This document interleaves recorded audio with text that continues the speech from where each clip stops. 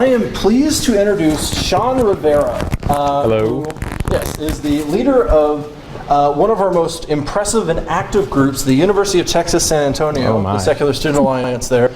He's also a member of our National Leadership Council and is one of the best student activists I know currently. He runs a very effective group and is a very wise leader, I would say. So there's a lot to learn here. A fearless leader? Yes, exactly. So I would put some weight on his advice. So I hope you enjoy this presentation from Sean Rivera. All right. Well, I'm flattered. Ooh. All right.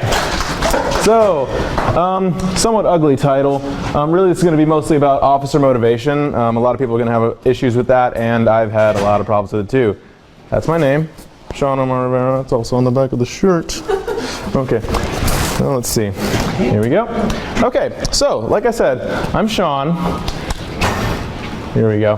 So I've actually been involved with the SSA for almost 6 years now. I joined in my high school SSA in 2011. I was an officer until around graduation.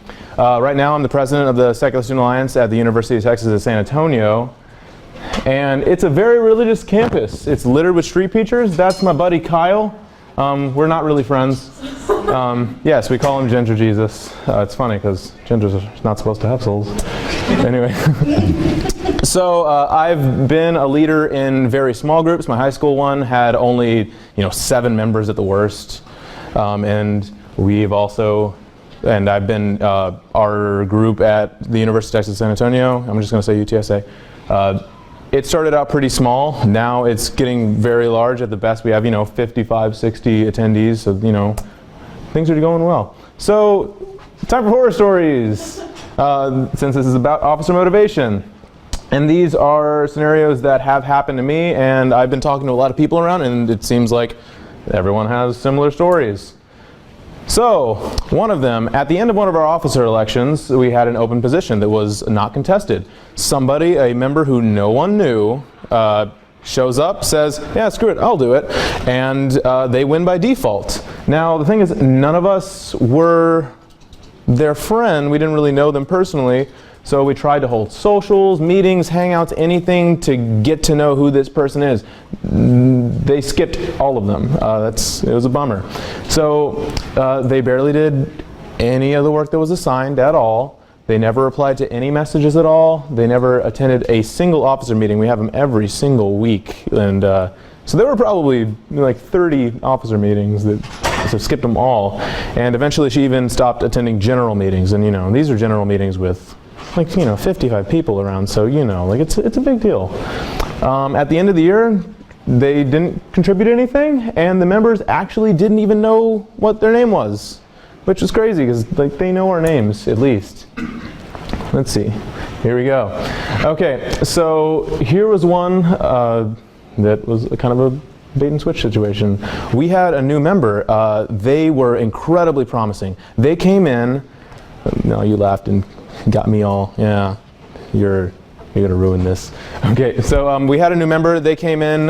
They were a president of a high school secular student alliance. They had lots of experience. They fall out.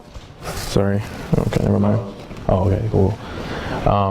Yeah, so they were an officer in their high school secular student alliance. They, as a member, they put in their whole heart and soul to every single thing that we had, all the volunteering events, all of the poster making sessions, everything else. They ran for an officer position because we wanted them to. I mean, they were the best candidate possible. And as soon as it became an official duty, they dropped everything. They completely stopped caring. They neglected their position. The next semester, they decided to run for a higher position. I said, maybe you shouldn't do that. They did anyway. During the summer, they decided to leave the school, and technically at this point, I'm not actually even supposed to know because they haven't told me. I just heard through a friend. So I'll reintroduce myself. I'm Sean, the president and treasurer of the Secular Student Alliance at UTSA. All right. So third one. During the founding of our club, there was one officer who spent way too much time micromanaging another officer. The one who was micromanaged, he actually does really great work. He's a very self-motivated person, but he has a real hippie-ish, chill, we got time kind of thing going on. The other person was very anal. They were not having that. it got so bad that he was not willing to be an officer for almost 6 semesters until the other person left, and I convinced him, like, come on, man, please, I'm a pretty cool president. So that's one thing. Micromanaging can definitely cause a problem too. So the problem is underperforming officers. They need several reminders to do tasks. They won't come up with ideas or pursue them on their own. They won't respond to messages. Sometimes they won't even attend meetings. Yeah. Come on. Oh, come on, button. Why won't you do this? God. There we go. So, there's some extreme solutions. I've done all of these at different points. None of them worked. You can play chicken. So you can say, oh man, like I sure want to do it myself. Like, do it right now, please. But I'm like, okay, I will hold off, and like I'm not going to do it. Like, if you don't do it, then no work's going to get done. Well, that doesn't work. No work ends up getting done. You could try to be a hero. You could try to do all the work yourself.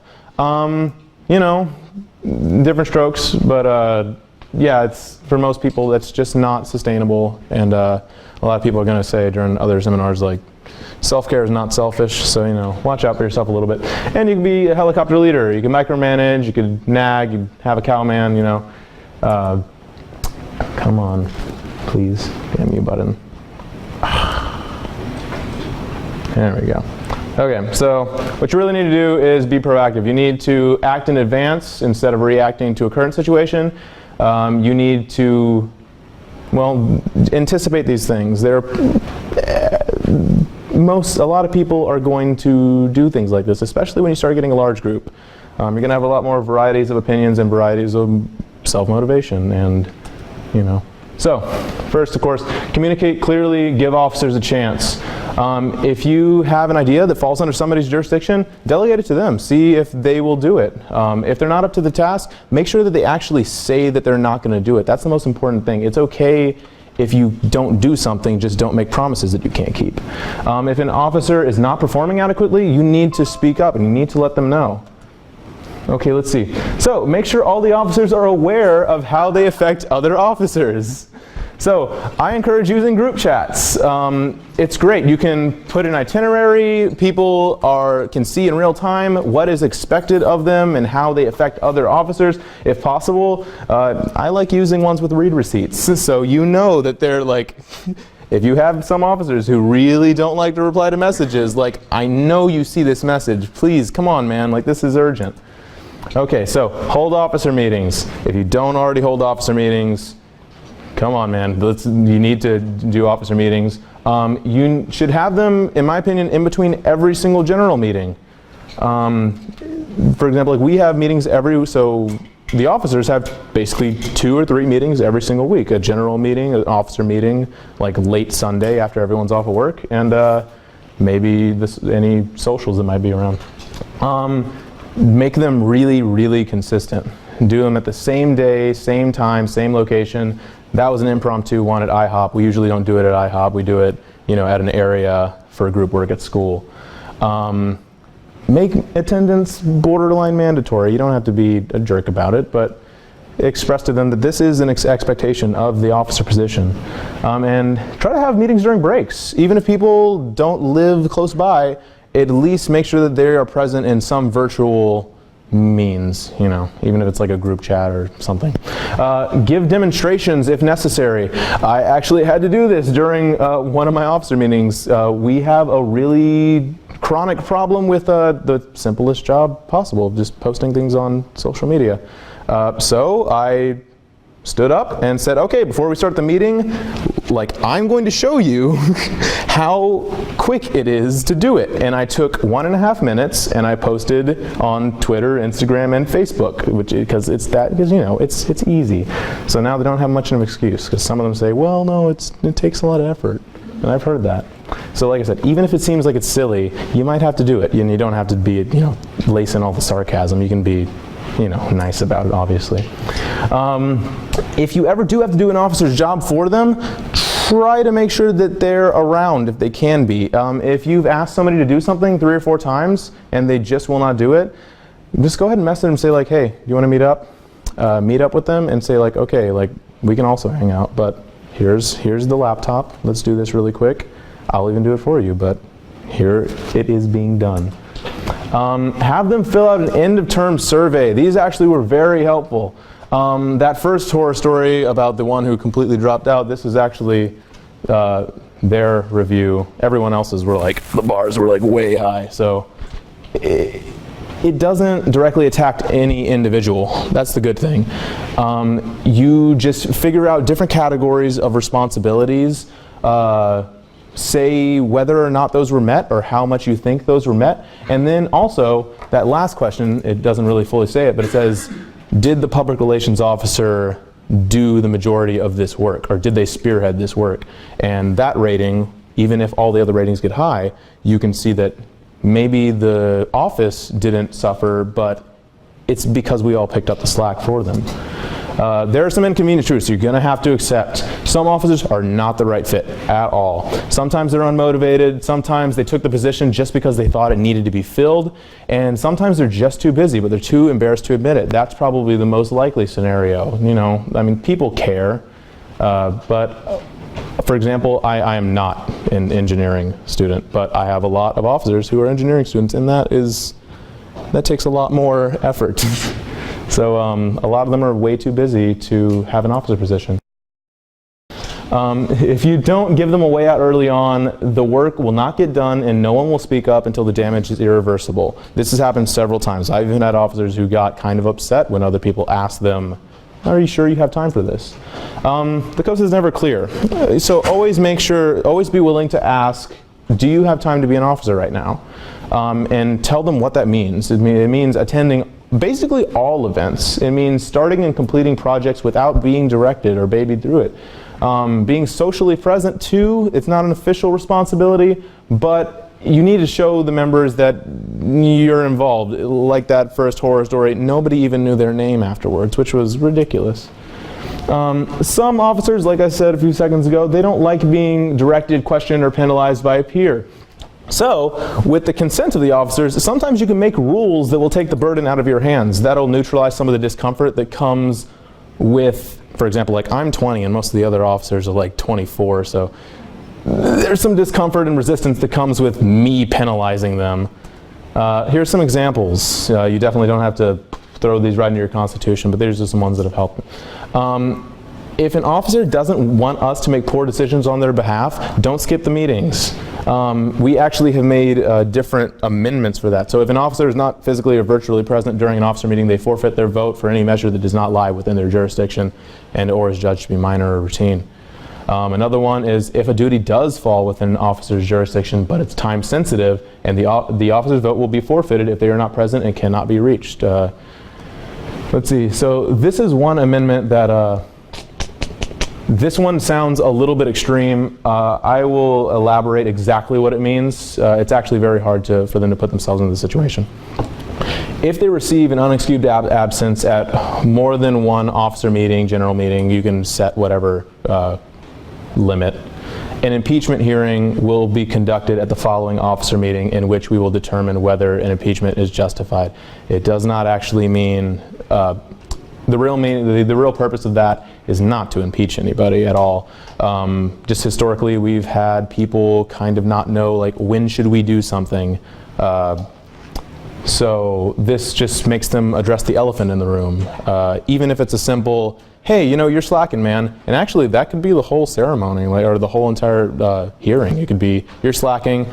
Sorry, man, I've been busy, but I'm not going to do it anymore. Yeah, okay, cool. So to avoid confusion, we actually, it's a very long amendment. We outlined exactly what qualifies as an excused absence. That's where the confusion really was. So it has to be binding, not anticipated, and not repeating. Binding, that basically means it is something that definitely takes priority over the organization. It's out of the office control. That means, you know, if you get unexpectedly called into a mandatory work shift, you have a personal emergency, your car breaks down, okay, of course that's cool, that's fine. Let's see, if, for example, you have some party that you'd like to go to and we've already agreed on the officer meeting schedule, sorry, like, you shouldn't have agreed to the officer schedule. It has to be not anticipated, and actually that's the point that I just made. If they are when we're making the officer schedule, if you already know that there's going to be a conflict, let us know and we'll work around it. And if we can't work around it, then we can excuse your absence. If it's completely impossible for everyone to get to the same place at the same time, that's okay. And unique and non-repeating, that's the one that actually stopped most of the confusion that a lot of our officers had. So if the same binding and unanticipated scheduling conflict occurs more than 2 times, and if it's determined to be a consistent part of their lifestyle, then the absences aren't excused anymore. Then that doesn't mean you're lazy, get out. It means you're too busy to be an officer at the moment. Self-care is not selfish, basically. Even if it's kind of mandatory for them to accept that self-care is not selfish. So, officer elections. So you need to prevent the issue before it begins, or at least try. Let's see. So be very clear with the officer candidates about exactly what level of work is expected, the damage that would be done if the work is not done properly, and also, give it a positive note. What things you can accomplish if everyone plays their part. An empty office, and this is the one that, if you're going to take anything home, please take this one. An empty officer space can be much better than a clogged officer space. Some officers choose to be space fillers. That just means, oh God, no, these poor guys, nobody wants that position, and then they're going to be out an officer. Like if you need one, fine, like cool, and we've had that several times. I even have a friend, Nancy, who I said, no, don't do that, but they said several times, like, well, if you need somebody to be the public relations officer, like, I guess, I'll fill the spot. Like, no, I don't want that. Like, I'll just make the posters. Let's see. So, yeah, if an officer space is left open, then you can just divide the responsibilities accordingly. It's so much easier. If the officer space is clogged, instead of dividing them accordingly, a lot of people will play games of chicken. They will... the filler will not do the work, and everyone will say, well, I don't want to step on their toes, so let me try to wait out and see if they take the initiative. Make sure the election process is spread out over multiple sessions. Some people, actually it almost happened this year, and I was like, hell no, that's not happening. We almost did the officer election, the nominations, and the elections in one sitting. No, give them at least a week or 2 weeks in between to reconsider. They can drop their names, people who, whoopsie doopsies. Yeah, they can drop their names, they can add their names if they weren't going to run. Hell, like people who are already officers can drop their space. Just give them time to think about it, and that's where you can throw in all the other things. Really explain to them what this officer position means before they sign up for something that they weren't ready to sign up for. If an important position needs to be filled, try not to fill it with a newbie. So distinguish the entry-level positions from the critical positions. Like president is probably not really an entry-level position. This is something, these two next ones are really good to consider. Require at least 1 recent semester of officer experience to get some of those vital positions. So if you're going to be president, at least be an officer this most recent semester. Don't just jump right into it. Even if it's not consecutive, that can be a problem because, for example, if somebody was an officer 3 years ago in my organization, that's an organization with 15 members. I don't think you're ready to jump into something with 50 people. You're not accustomed to it yet. And if you have semester-long positions, you should consider making maybe 1 or 2 of those positions year-long. We have done it with president and treasurer. Treasurer because we had to put their name on the bank account and it's a whole mess. So consider that with some that are very critical, vital positions. Even if a member shows great promise, if they take initiative, if they're very productive, they can dramatically fail in their first semester as an officer. So when their contributions become mandatory, some of them show their true colors and lose all motivation, like I had with that one story. Also, if there's a high officer turnover, still keep this into consideration. I know there's a lot of people where you don't have many options for officers. It's, you'll take what you can get. I've been there. Sometimes you might have to take the bullet. Also, one good thing is a lot of officer duties can be done during the summer. So, for example, how I'm also technically the treasurer, the moment I heard that she wasn't going to be treasurer anymore, and I was at work, like working like a 50-hour-a-week shift. So on my phone, I signed up for about 6 or 7 restaurant fundraisers. So every time we go out to eat now, like now our fundraising is taken care of, and it took like 1.5 hours. So now it's not going to actually press on me too much. That's going to be okay. Have the officers meet with the candidates. Explain the expectations, get a gauge of how much effort they really plan on putting in. If a position remains unfilled, so for example, if we have a position that remains open, since we talked to them, now we actually have a pool of candidates for later that we might be able to come back to, and maybe even later semesters. Have group discussions with all the candidates at once. This is a really important one, actually. It can be in person. I prefer online chats. You can use this to post all the expectations, of course, but also it allows the candidates to resolve a lot of common conflicts in elections. So for example, I made all these generic names. Joe wants to be the secretary, but he's actually running for the treasurer because he thinks Sally really wants the secretary position, but it turns out Sally, no, she totally wants the other one. So if they both actually openly acknowledge that, they'll say, oh, cool, well, let's just make this easier and run for the things we want to run for. Some people overestimate their chances of winning something, so they only will run for one position. They might be a very valuable asset, but then they don't win, and now they're just not an officer at all. Some people can get a gauge of how they think the elections might go, and they might decide to throw their hat in a few more rings. The opposite can happen. Somebody can underestimate their chances. They can run for every position, and we do it kind of like a tier thing. So for example, VP, if you win VP, you're not running for the ones underneath anymore. Maybe somebody actually wants something underneath. That's another conflict that they can kind of talk about and figure out, and everyone can get the one that they actually want to put their energy towards. And also you can weed out people who are not interested in a position at all. Maybe they just don't understand what's being asked of them.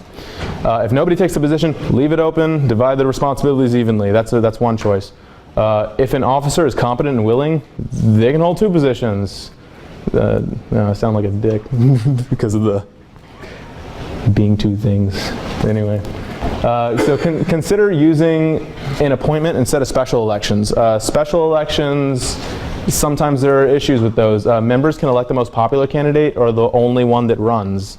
That'll weed out space fillers. So if you do an appointment, all the officers get together, especially since they talked with a lot of previous candidates, maybe they can kind of pick somebody who is the best choice for the job, or they can leave it open. So here's some additional things I'll throw in. Keep notes from previous officers. Really do that. Try using OneNote. This isn't a commercial, but it's really great. Like, it's awesome. As you can see, like, it's you can organize it very well. You can have tabs for everyone's stuff. You can keep track of their projects. You can share the same notebook with all the officers. You can preserve notes from past officers. You can keep track of stuff, like I said. And it helps people, even personally, keep track of their own progress and others' progress, but you can even jump on other people's pages to give suggestions. Please try to be friends. Friends feel obligated to pull their own weight. They feel motivated to interact with the members, and they can't easily go AWOL. I will find you. I know you. You're my best friend. like, you can knock on their door. Always welcome the officers' opinions and advice. Of course, that's, All right, that's cool. Well, I will be around. Definitely, please feel free to ask me for any information you need. That was actually the end. I only had like 2 more slides, and they were mostly jokes. They were mostly me. Oh, okay.